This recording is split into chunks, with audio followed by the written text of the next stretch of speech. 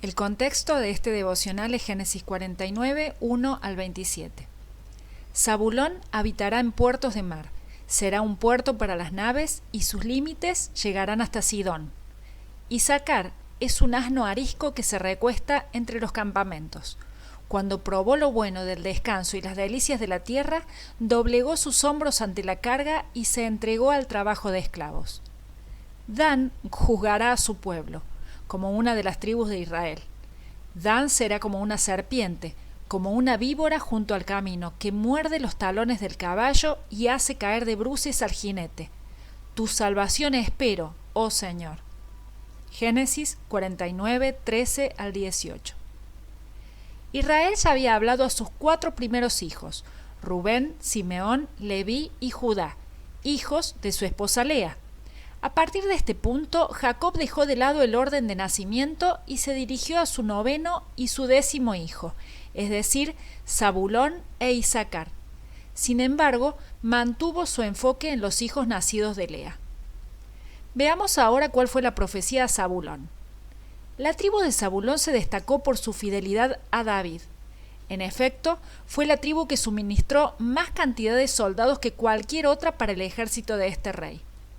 Este es el número de los jefes que estaban en pie de guerra y que, conforme a la palabra del Señor, llegaron a Hebrón para entregarle a David el trono de Saúl. De Zabulón, 50.000 hombres listos para entrar en batalla y que sabían manejar toda clase de armas. Siempre estaban dispuestos a pelear sin dar ni pedir cuartel. Primera Crónicas 12, 23 y 33. Luego de la conquista de Canaán, la tribu de Zabulón se asentó en la zona norte de la tierra prometida. Tal como la profecía lo indica, su territorio se situó entre 2 grandes mares, el mar Mediterráneo y el mar de Galilea. La expresión habitará entre puertos significa mirando hacia el mar, ya que en cierto sentido desde Zabulón se veía el mar, tanto hacia el este como hacia el oeste. No obstante, las tribus de Neftalí e Isaacar separarían a Zabulón del mar de Galilea, y la tribu de Aser la separarían del mar Mediterráneo. Analicemos ahora la profecía a Isaacar. Este fue el 10º hijo de Jacob, el 6º de su esposa Lea. Isaacar fue una gran tribu.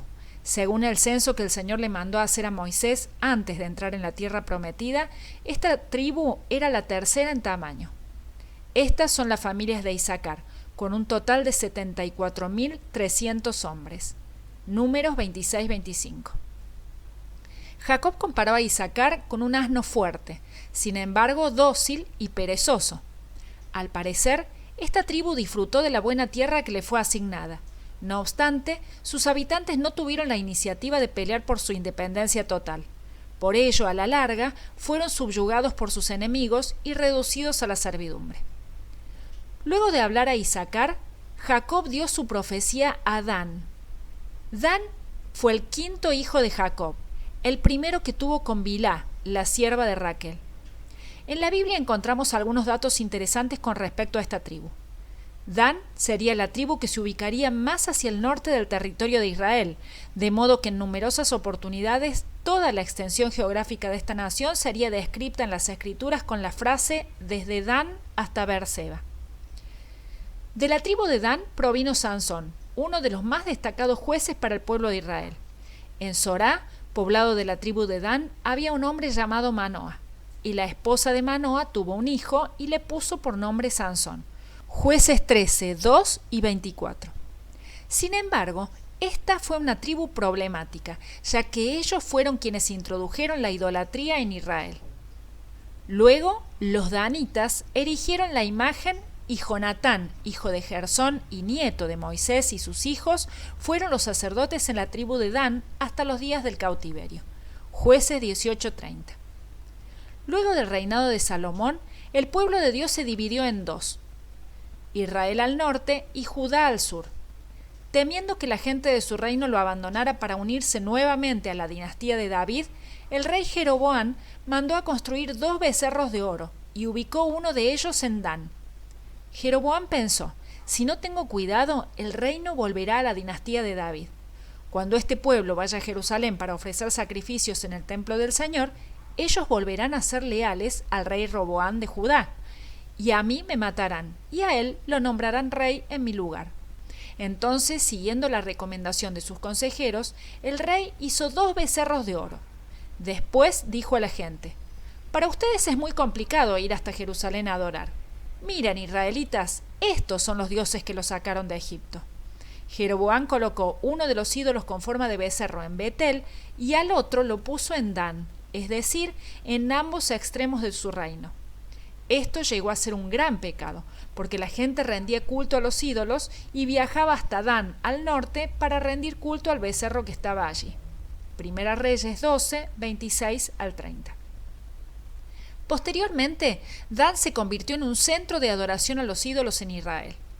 Y los que juran por los vergonzosos ídolos de Samaria, los que hacen juramentos en nombres del dios de Dan y votos en nombre del dios de Beerseba, todos caerán y nunca más se levantarán.